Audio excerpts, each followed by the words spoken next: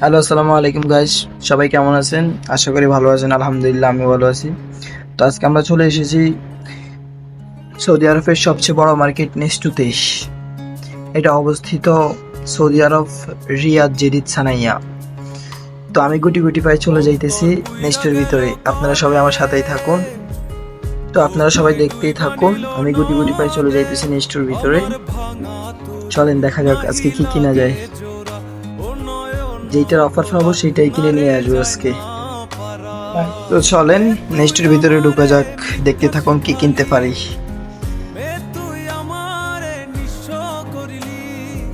আরে সামানের যে দাম, কি কিনবে? চলেন আমরা সামনের দিকে যাইতেছি, কি কিনা যায়। আরে হৃদয় ভাই একটা ফমর দেন, আমগরে একটা ফমর দেন। হ্যাঁ ঠিক আছে, একটা ফমর দেন। তো চলেন আমরা সামনের দিকে যাইতেছি। আরে ফল কিনতে আসছি, ফলের যে দাম, ফল আর কিনা যাবে না। চলেন দেখি আর কি কিনা যায়, আর কি দেখা যায়। গুটি গুটি পায়ে চলে যাইতেছি কফি কেনার জন্য।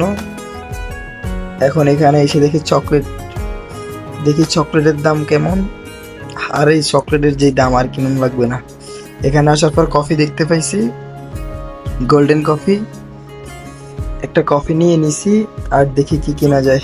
সামনের দিকে যাইতেছি।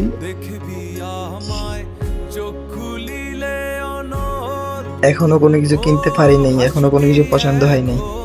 এখানে আসছি কেক কেনার জন্য, কিন্তু কিনি নাই। এখানে বাদাম দেখতেছি, তারপর কি কিনা যায়। তারপর আমরা চলে আসছি তেল কেনার জন্য, দেখি তেল কিনতে পারি কিনা।